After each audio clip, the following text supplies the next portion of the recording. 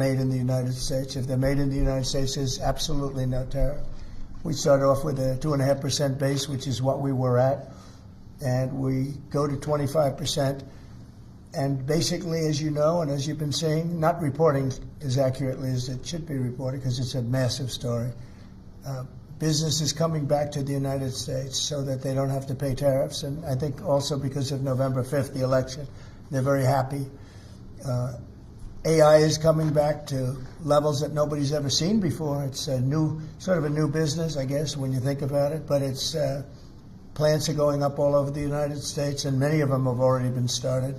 We're getting early electricity taken care of. We're getting permits very quickly for them, and we're going to make their life very happy. They're coming in with tens of billions of dollars. Individual plants will cost 10, 15, even $20 billion. We're going to let them build electricity generating plants along with their plant, and they can't even believe it. And we're going to get them very quick permits, as I've done always. I did that in Louisiana with 2 LNG plants. I got them one permit in one day after waiting 14 years, and the other one in 1 week after waiting for 12 years. But this is very exciting to me. This is the automobile industry, and this will continue to spur growth like you haven't seen. Before I was elected, we were losing all of our plants. They were being built in Mexico and Canada and other places. Now those plants largely have stopped, and they're moving them to our country. In Indiana, the great state of Indiana, I love Indiana. Honda is building one of the biggest plants anywhere, and they've just started. They wouldn't have done it without this. In all cases, they wouldn't have done it without what we're doing. So we'll effectively be charging a 25% tariff. But if you build your car in the United States, there is no tariff. And what that means is a lot of foreign car companies, a lot of companies are going to be in great shape because they've already built their plant. But their plants are underutilized, so they'll be able to expand them inexpensively and quickly. But others will come into our country and build, and they're already looking for sites. They're looking for mostly sites. They don't want to take the old buildings that are empty and falling down. They want to build new, and there's tremendous action. There is likewise for other companies and countries, like the chip-making process. Your chip bill was a disaster done by Biden. All he does is give tremendous amounts of billions of dollars to chip companies that will do nothing with the money. They're not going to use the money here. They're going to just keep it. They have plenty of money. The one thing they have is they have a lot of money.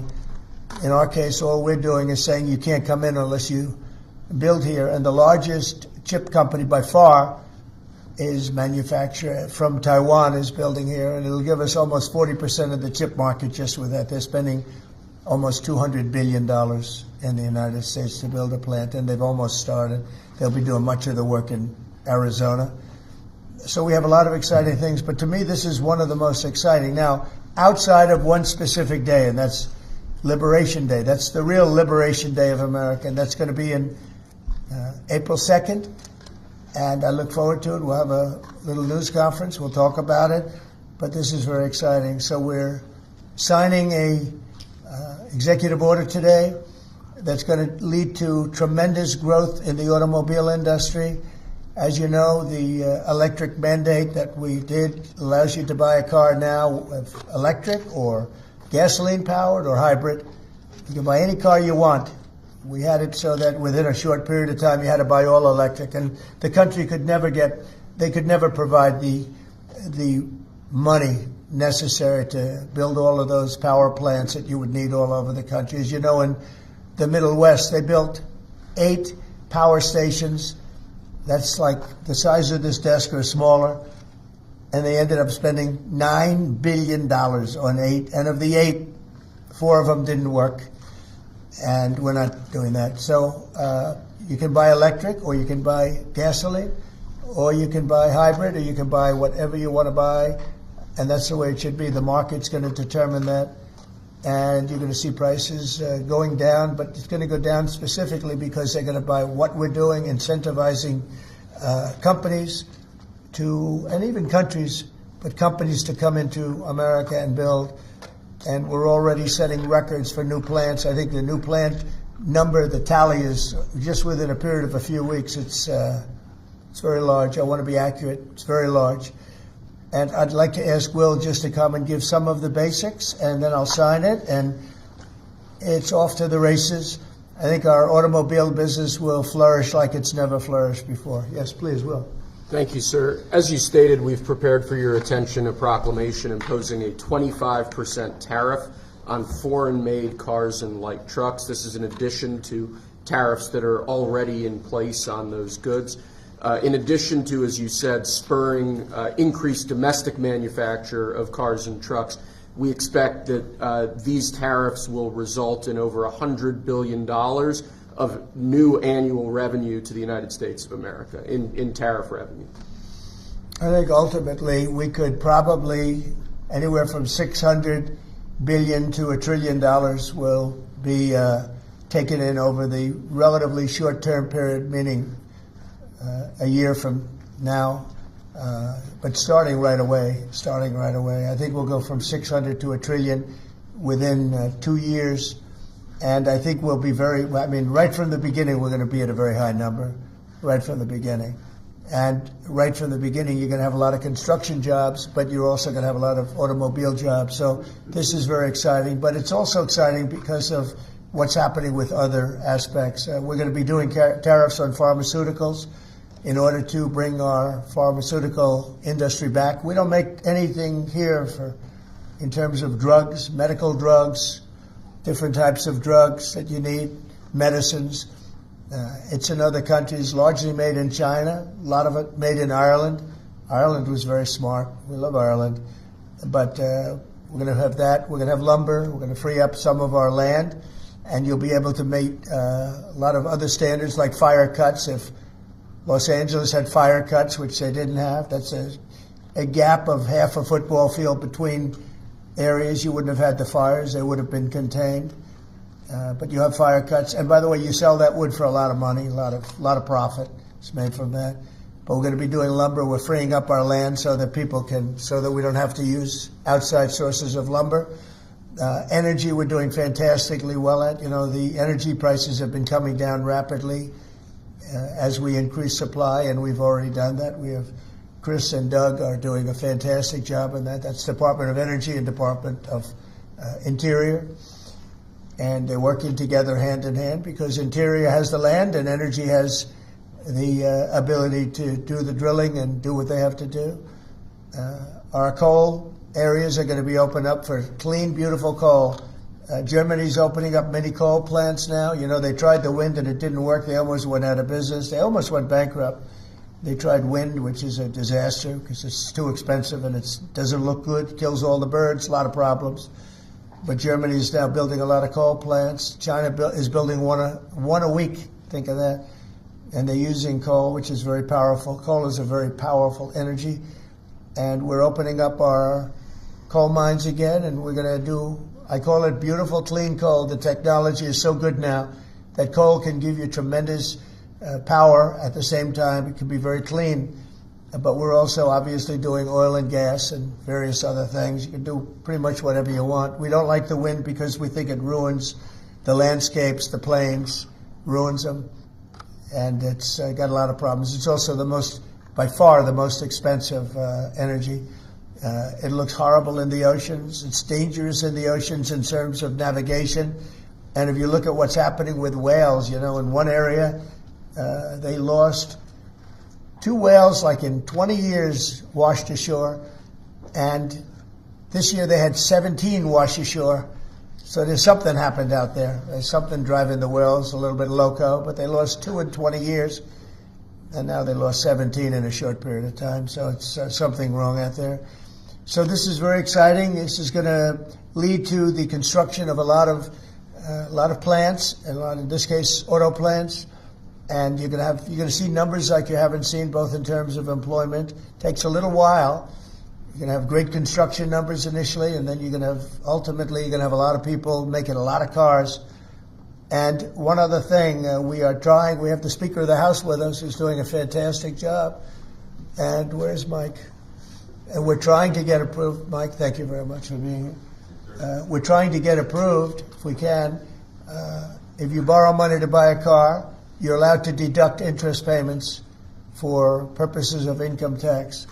but only if the car is made in America. So if the car is made in America, you get a loan, you can deduct the interest. That's a big saving. A lot of people in that part of the world, in terms of buying cars, a lot of them don't think in terms of deductions. People that think in terms of deductions are very wealthy people, but people are going to start understanding what a good deduction is all about. So when you get a loan to buy a car, and I think it's going to pay for itself. I don't think there's any cost. I think you're going to have so many cars built, but you're only going to get that deduction of interest if the car is made in the United States of America. So I'm going to sign this, and Mike, I hope you can get that, because I think it's going to be amazing in terms of the number of cars that are going to be made because of it. And I want to thank Howard Lutnick, our fabulous commerce chairman. That's what he is. He's a chairman. He's a very successful guy, a great guy. And we have a big day, Howard, coming up next week. It's going to be good. That's Liberation Day. That's going to be on the 2nd, and that's going to be reciprocal. And I think people will be impressed. We're going to be very fair. We're going to be very nice, actually. We have not been treated nicely by other countries, but we're going to be nice. So I think people will be pleasantly surprised, but it's going to make our country very rich, because we're the piggy bank that everybody steals from, and they've been doing it for many years, for decades, so we're not going to let it happen. So, but we're going to treat people very nicely. We're going to treat other countries very, very nicely, and I think it's going to have a very positive effect on everybody, including those other countries. So I'll sign this, and we will see you again on April the 2nd. In terms of this, it's going to be another round, and it's about making America great again, making it strong and prosperous again. Thank you very much. Sir, this is like on the Can I ask you about tariffs, Mr. President? On the car tariffs, how do you assure that a car coming into the country is fully built? Could an automaker in Germany say, leave the tires off a car? Yeah, we're going to have very strong policing, and it's pretty easy to do. If parts are made in America and a car isn't, those parts are not going to be taxed or tariffed. And we'll have very strong policing as far as that's concerned. For the most part, I think it's going to lead cars to be made in one location. You know, right now, a car would be made here, sent to Canada, sent to Mexico, sent all over the place. It's ridiculous. So this is a very simple system. And the beauty of the 25, it's one number. It's not up or down depending on the cost of the car. It's one number. And that number is going to be used to reduce debt greatly in the United States and to build things, reduce taxes. I mean, you know, basically, I view it as reducing taxes and also reducing debt. And within a fairly short period of time, I think we're going to have a balance sheet that's going to be outstanding. Yeah. How do you assure Americans then that this will not cause a long-term increase in prices? Well, look, I think we're going to have a market the likes of which nobody's ever seen before, not in this country. You know, we had the best market ever in my first term. It was the strongest market ever, the best economy ever. And I think I think this blows it away. But this is something that people have wanted to do, presidents have wanted to do for a long time. A lot of them didn't understand it. It wasn't a priority for them. But foreign countries understood it very well.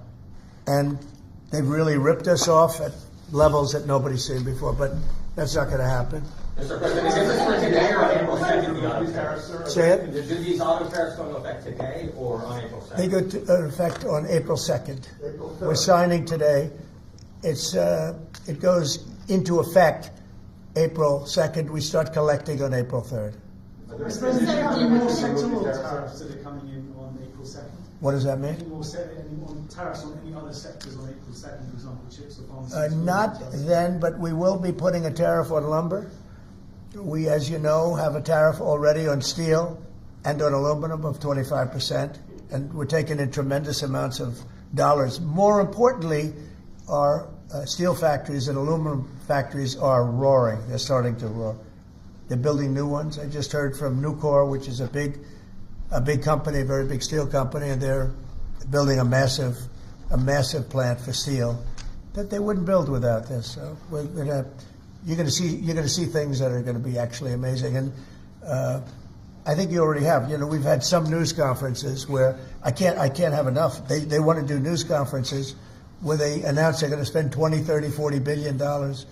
But Apple, as an example, is spending $500 billion. Okay, any other? On the signal chat, Senator Roger Wicker. Hold on one second. Mr. Go ahead. President, reciprocal tariffs next week. Will those be immediately effective April 2nd on all countries, or will you focus on the worst offenders? No, we're going to make it all countries, and we're going to make it very lenient. I think people are going to be very surprised. It'll be, in many cases, less than the tariff that they've been charging us for decades. So I think people are going to be very, very surprised. Why is On these that? auto tariffs, I think they'll be pleasantly surprised. I don't know. I think we're trying to keep it somewhat conservative. and on these auto tariffs, we saw obviously the NASDAQ 100 go down 2% at close, S&P 500 down 1%. What are you concerned Is that about today? that market reaction? Today? Yes, sir. I didn't say that. I want to see the jobs. I want to see that'll all take care of itself. That could take care of itself in 1 day, 2 days, or 1 week. Are there any conditions under which you'd remove these auto tariffs, sir, or is this permanent for the rest of your term in office? Oh, this is permanent. Yeah, 100%. Yeah. Are you on the auto tariffs? Did Elon Musk advise you at all on these auto tariffs? No, because he may have a conflict, so we don't talk. I've never talked to him. Elon's amazing. He's never asked me for a favor in business whatsoever. I'm actually a little surprised by it. I might do it, I might not do it. I do what's right, and he'd want me to do what's right. No, he's a patriot.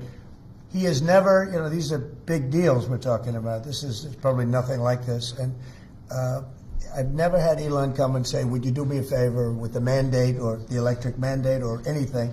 He's never asked me for anything. Sir, also, what's your response to Republican lawmakers who have said today that your administration should take more accountability and not downplay what's happened with the signal that we've seen in these messages today? Well, I don't know about downplaying. The press upplays it. I think it's all a witch hunt, that's all. I think it's a witch hunt.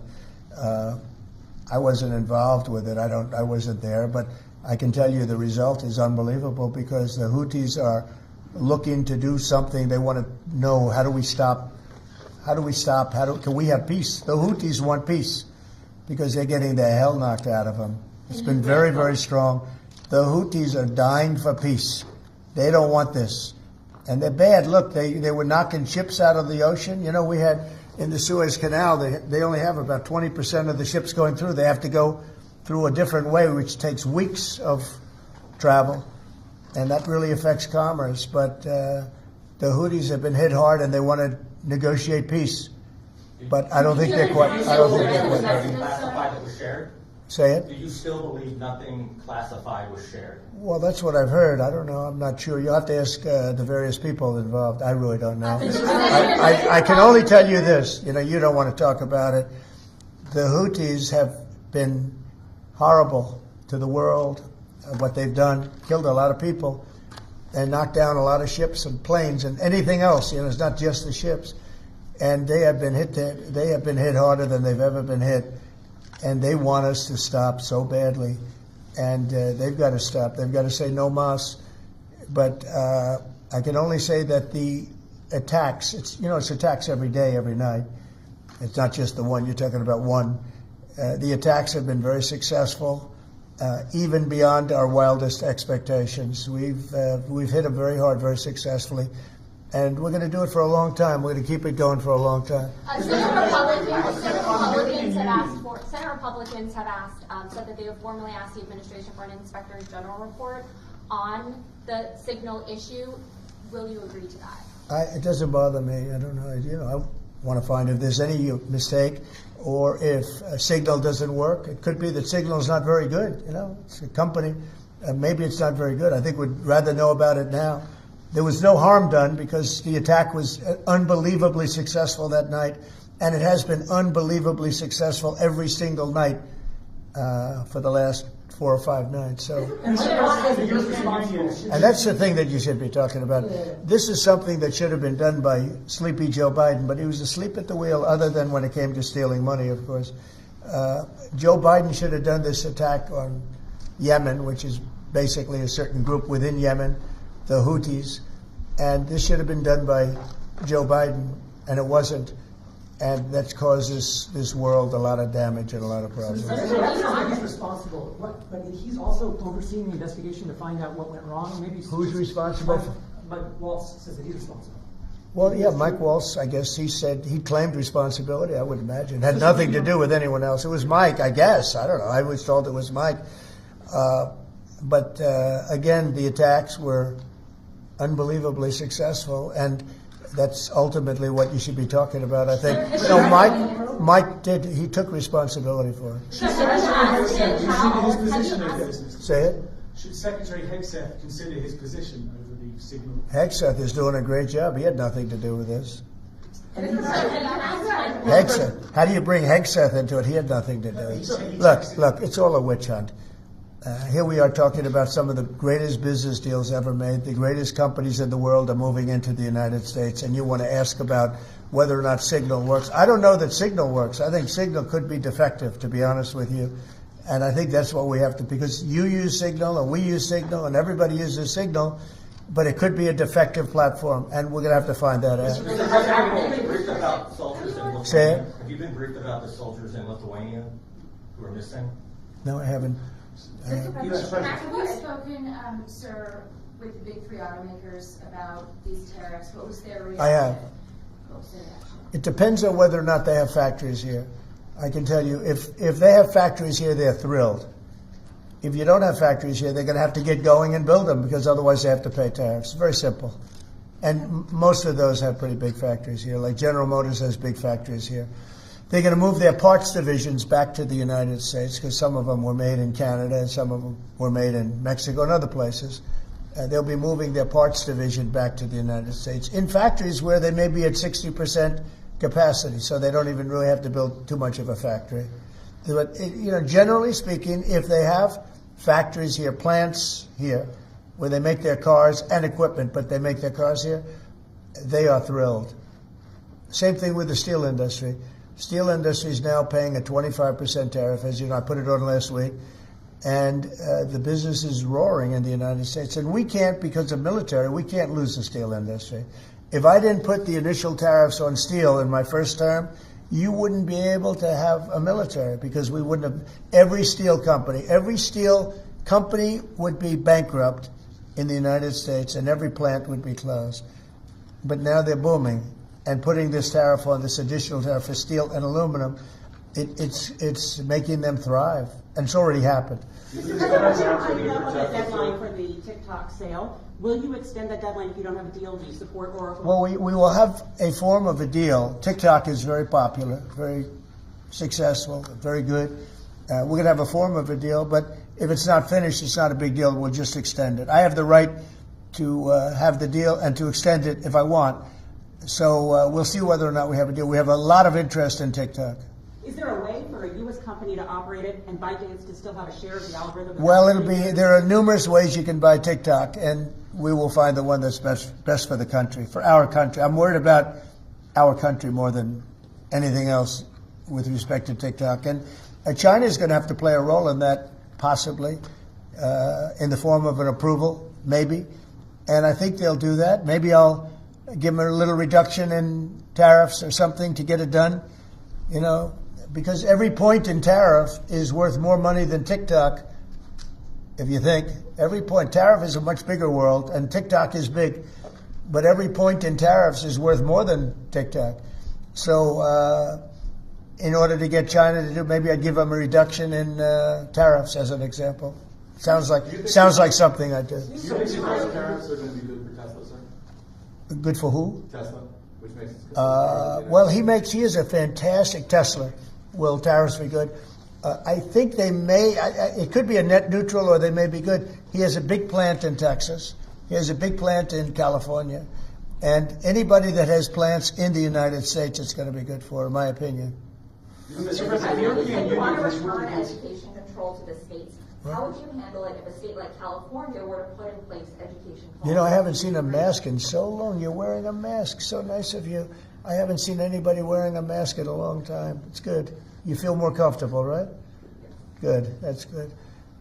So go ahead. You said you want to return education control to the states. How would you handle it if a state like California were to put in place education policies you disagree with? Well, I think that California is going to be tougher, because they're doing badly on everything they do. Everything they touch turns bad. So a place like California would be tougher for education. But what I would see with California is you'd have a Los Angeles department, and you'd have Riverside. You'd have, you'd go to various places, And I think you'd have some great areas in California, and then you'd have some, like everything else, it doesn't work so well.